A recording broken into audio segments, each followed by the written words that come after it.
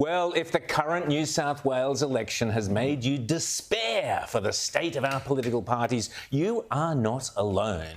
This week, Mark Latham ripped into the two major parties ahead of the state elections in New South Wales, claiming both are listless and lacking in inspiration and solutions. Couldn't have put it better myself. His answer to the PR-dominated politics which are plaguing New South Wales are simple, common-sense solutions. Joining us now here on Outsiders, the show he helped originate, is Mark Latham to talk about his plan to make his minor party a major one in the forthcoming New South Wales election. Mark Latham, always great to be in the studio with you. It's been a while. Great to see you. How are you? And how can you tell the voters of New South Wales why what you are talking about is so important?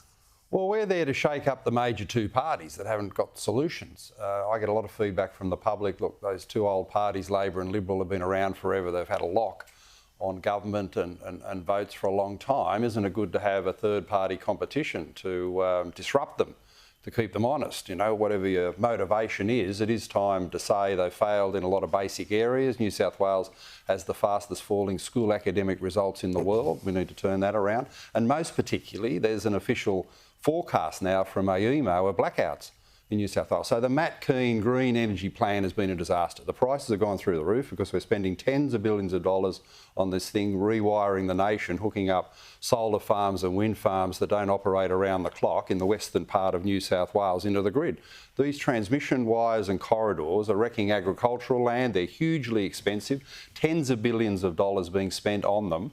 And if you get rid of that, if you adopt our sensible policy of halting the so-called transition to a clean energy economy, then you save a lot of money, you rely on the existing grid, you keep the coal-fired power stations running, you do a bit of gas. We should liberate nuclear, especially now we've got nuclear subs. They're inherently safe. We should have nuclear energy in New South Wales. And you do something in abolishing all the Matt Kean green energy programs to bring down the budget deficit, because New South Wales is massively in debt. So people today don't recognise the Liberal Party.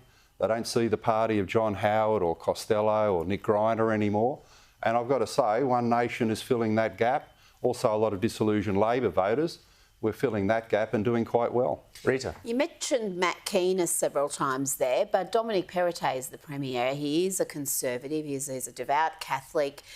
Do you not see his government as fundamentally a centre-right one? Do you see it one that is being hijacked by Matt Kean and his ilk? Well, absolutely. Kean has got the numbers and Perrottet dances to Kean's tune. And just yesterday we had the news that the Liberal Party is going to preference the Greens in 2 seats in Sydney, Summerhill and Balmain in return for Green preferences in Port Macquarie. Now, Rita, you can say Perrottet is a Conservative, but how conservative could you possibly be to dance with the Greens? The Greens who would legalise all of the drugs in New South Wales, have gender fluidity teaching in schools, who would destroy coal and gas yesterday.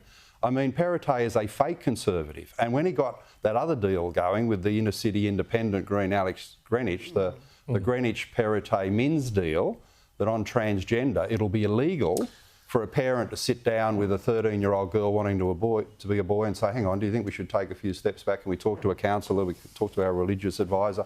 I mean, when that's illegal in New South Wales under Perrottet's policy, he is not a Conservative at all. He is dancing to the Kean tune, and that is with the Greens, preferencing the Greens, green energy. Every second word now in the Liberal vocabulary in New South Wales is green. James. Mark, the polls are showing that Labor could come in with a minority government, forming it with the Greens, but I'm not sensing any baseball bats out there for this government. It could very much be like the 2019 federal election. If Kean has the numbers in the Liberal Party, would you be able to form a minority government with the Liberals? No, not with Matt Kean. Our position would be, if we were to hold any lower house seats, and we'll certainly have upper house seats, we don't deal with the Liberals as long as they've got Matt Kean there, who has destroyed the New South Wales Liberal Party. There is no Liberal Party left as long as Matt Kean is doing green energy, green preferences, green policies across the board. This guy is a cancer inside their party. You've only got to go out to Western Sydney and talk to people, and you've got Liberals by the drove saying, I voted for them for 30 years. Matt Kean, no more, never again. Well, you had, sorry, Rita, we had here on Outsiders your terrific candidate out in the western suburbs, Tanya Mehler,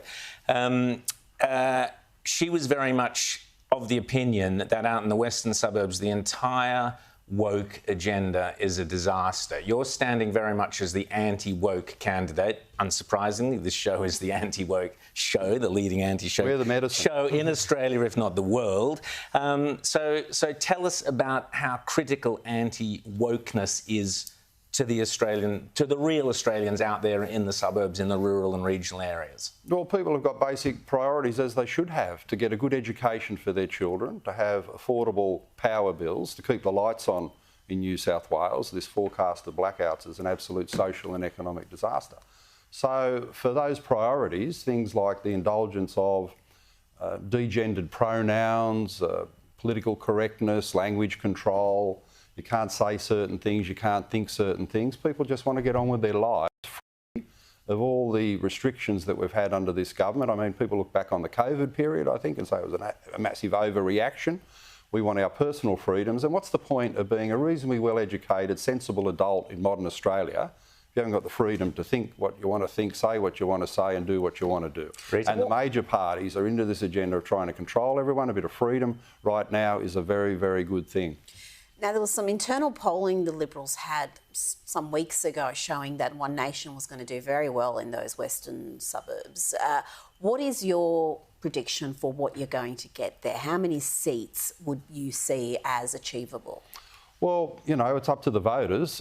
We haven't held seats in the lower house, but I do know in seats like Camden and Leppington and Penrith, Hawkesbury, seats where we're running candidates, and we've got 10 candidates in Western and Southwestern Sydney. All the feedback from our candidates is that people are saying One Nation is there to disrupt the two-party system, disrupt the duopoly, disrupt the past policy failures, and common sense is not so common anymore in our politics, and we're getting support on that basis. So you can only say it's very encouraging.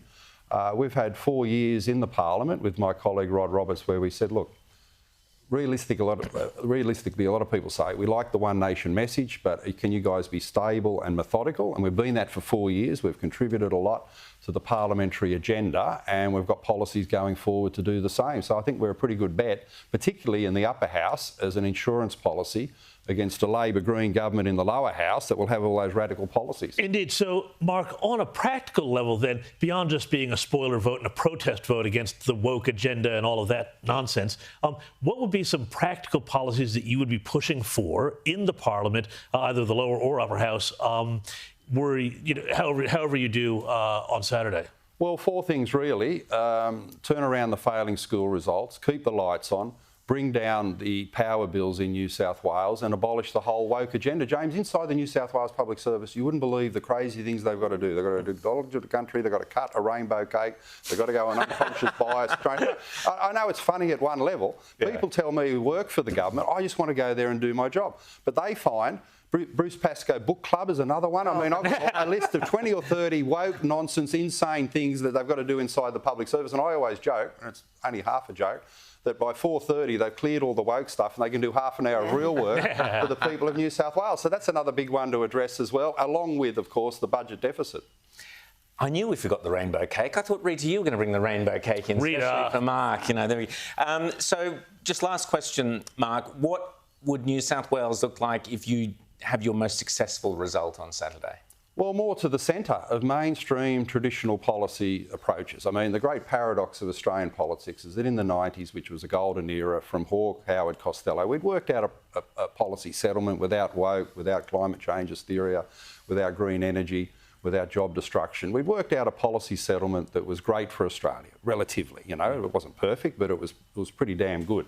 And we've lost that. A lot of people say we had it sorted in the 90s. Why have we ever reverted to green woke madness 25 years later? So we want to get back to the things that work. And if you believe in traditional, sensible Australian values and policy approaches, One Nation is your party.